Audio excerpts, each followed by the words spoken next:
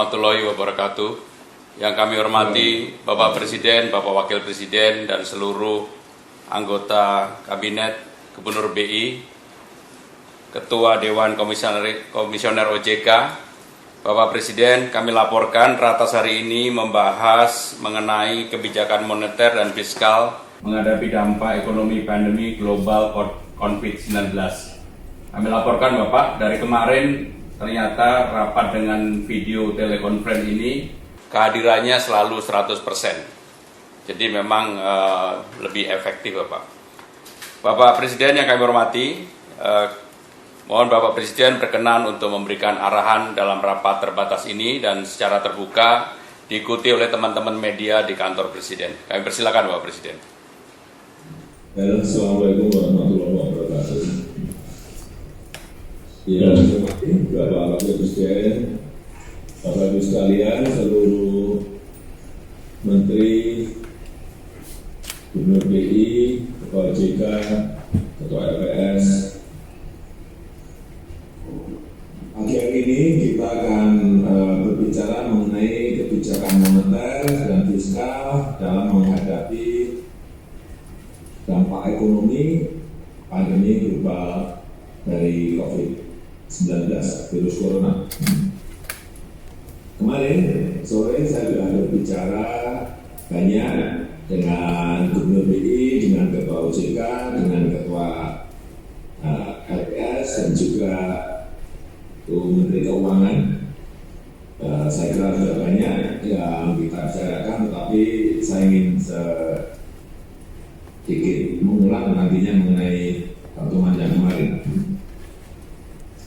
Penyebaran pandemi global COVID-19 bukan hanya berisiko pada kesehatan masyarakat, kita tahu implikasinya besar juga pada perekonomian dunia.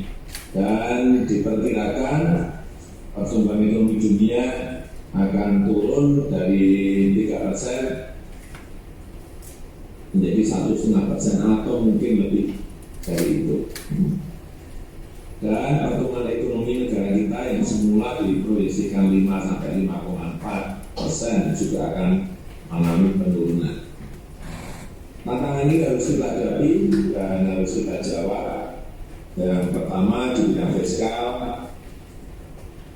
Kemarin di dalam rapat juga sudah saya sampaikan bahwa saya sudah minta, saya perintahkan untuk dilakukan refocusing dan realokasi di belanja APBN dan juga belanja di Pemda APBD di daerah-daerah.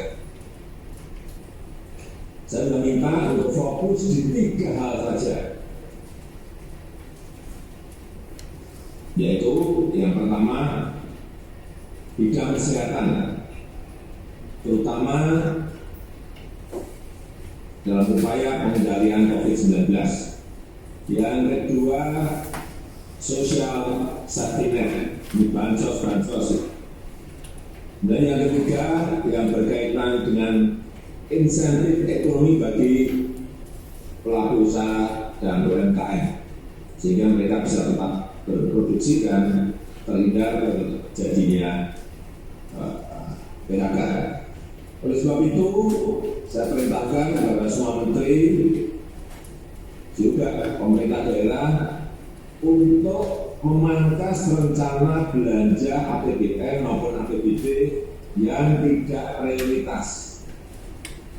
Banyak sekali yang tidak prioritas, pangkas dulu. Anggaran-anggaran perjalanan dinas, belanja rapat-rapat, pembelian barang-barang yang tidak prioritas, saya minta dipangkas.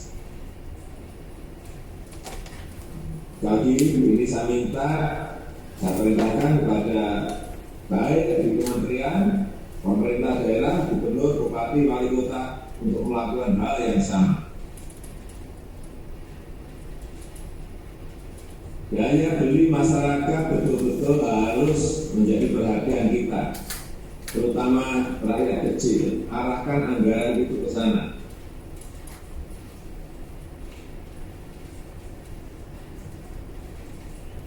Jadi anggaran tersebut harus direalokasi untuk 3 hal. Tapi anggaran tersebut harus direalokasi untuk 3 hal. Memperkuat penanganan bidang kesehatan dalam pengendalian penyebaran COVID-19. Ini yang paling utama.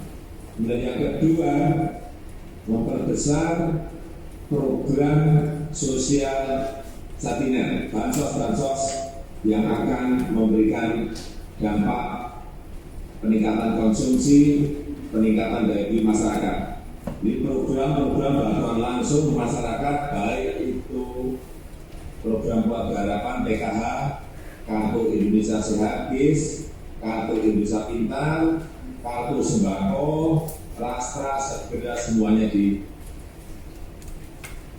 diimplementasikan seawal mungkin. Kemudian juga kartu prakerja harus segera cepat dimulai.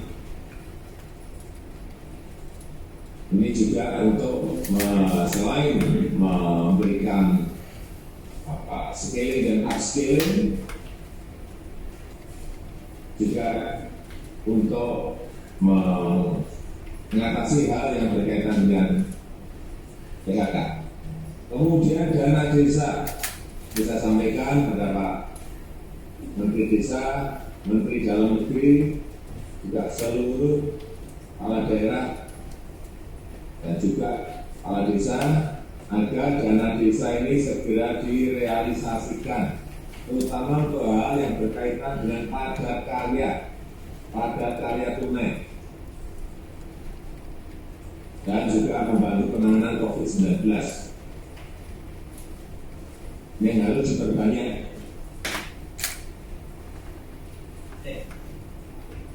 Dan juga perlu saya tekankan sekali lagi bahwa program padat karya tunai di semua kementerian lembaga harus diperbanyak. Saluran program padat karya tunai di berbagai kementerian dan lembaga harus diperbanyak. 1-2 kementerian sudah mulai, tapi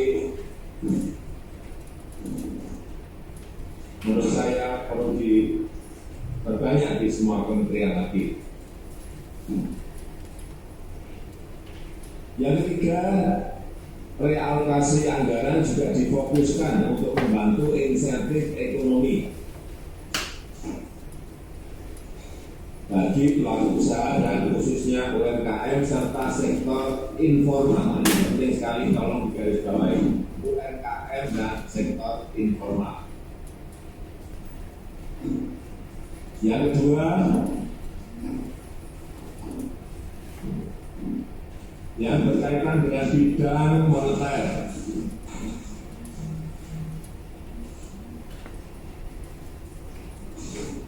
Tadi saya ulang, kemarin saya telah bertemu dan berbicara dengan Gubernur BI, OJK dan Pak LPS.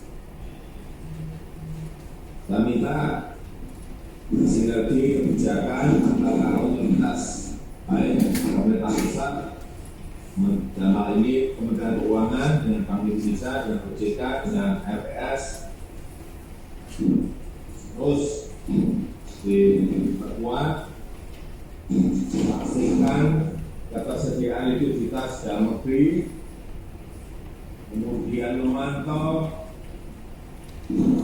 penyiasat terhadap sistem keuangan dan mitigasi risiko komprehensif mungkin, sedetail mungkin.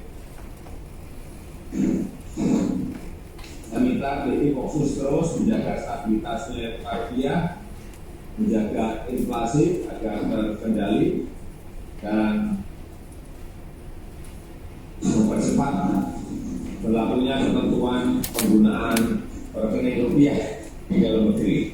Yang terakhir di bidang perbankan, saya juga minta pada OJK untuk lebih fokus pada kebijakan stimulus ekonomi yang memberikan kemudahan dan keringanan bagi kelompok terdampak, khususnya UMKM dan sektor informal, sehingga aktivitas produksi terus bisa berjalan dan tidak melakukan PHK. Saya telah mendapatkan laporan kemarin kemarin OJK telah mengeluarkan kebijakan stimulus ekonomi bagi debitur, termasuk debitur UMKM yang terkena dampak dari COVID-19. Saya kira kebijakan restrukturisasi kredit maupun pembiayaan sangat bagus, dan saya minta kebijakan stimulus ini bisa dievaluasi secara periodik untuk melihat kebutuhan-kebutuhan yang ada di lapangan. Selain itu, saya juga minta penyaluran KUR kredit usaha rakyat lebih diintensifkan lagi dan dieksekusi sebanyak-banyaknya. Saya minta dukungan dari seluruh asosiasi usaha, kelompok profesi, serikat pekerja, serikat buruh, himpunan nelayan dan petani untuk bersama-sama bergotong royong menghadapi tantangan ekonomi saat ini dan ke depan. Saya rasa itu yang bisa saya sampaikan pada kesempatan yang ini. Terima kasih.